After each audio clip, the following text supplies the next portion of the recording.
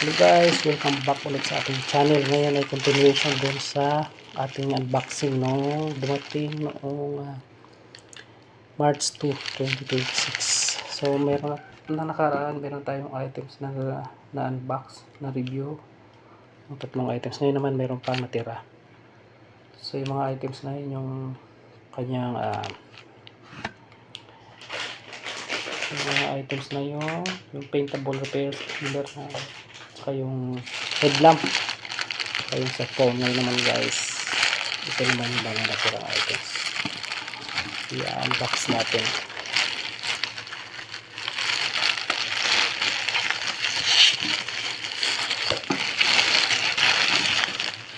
Ito ay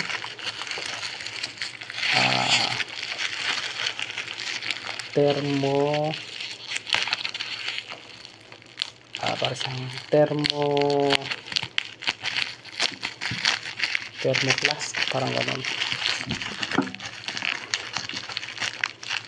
parang aquaplast na siya, pero thermoplast ba ito. So unboxing na natin yan, check na natin yan guys. Vacuum, ay pala, vacuum splash, vacuum plus set. Check natin ito guys. So okay, yung strap nya sa box na to, check natin.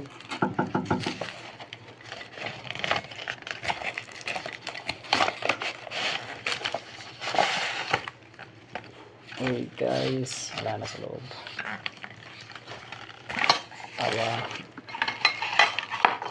So ito yung kanyang extra glass or lid, 2 lids na extra. So pwede siya sa mga kung mayroong mag fishing na mga sa kaibigan mo guys, pwede siya, pwede siya extra, pwede siyang lagyan ng coffee, mainit na coffee yan, so lagyan na dyan. Tapos ito yung sa dalawang extra cup na, so parang aluminum siya guys ang kanyang cup. So panalo na rin sa halagang 19 reals. Dating siya 35, ngayon 35 na ulit siya eh. So 30 reals sa dati guys. At ito na kanyang thermoplast vacuum bottle, 500 ml, 12 ounce siya guys. So dahil mahilig tayo sa dagat guys, meron tayong baon ng kape, ating kape o kaya tea, ilagay dyan. So pinipindot lang daw yan. Pagpindot, nakapindot na siya, push, so magana na, magtutulo na yung dyan, yung tubig, mainit tubig or coffee dyan. Yan, pwede sa malamig. Paano kaya ito yung ulit, pwede sa malamig, pwede rin sa mainit. Ayun na yata ang bumalik niya.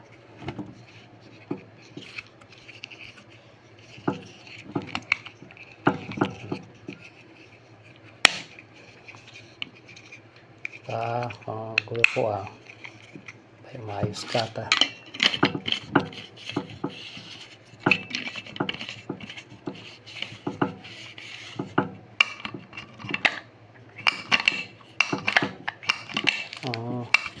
Yan o kasi guys. Kasi pag hindi, testing pa natin to pag okay naman. So ito yung lid. Yan guys. So ganito lang.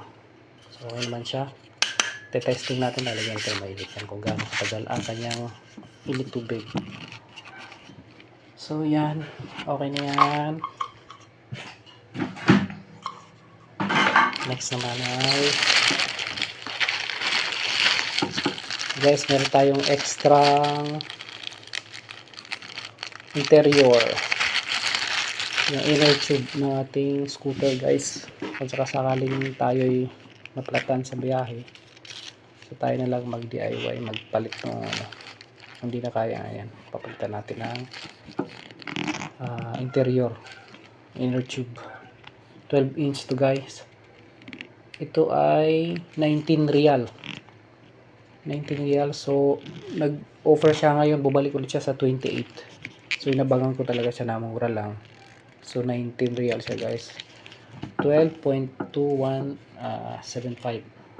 Ayan yung size niya. Kasyang kasya yan doon sa ating gulong ng ano, scooter. So ito guys. Next, yung tayo malik na laruan, itong monster truck daw to. Request na ating bulilit, si Kalib-Kalib. Kalib-Kalib, ito na yung monster truck na maliit. Maganda naman, kulay orange siya. Ito ay 11 reals.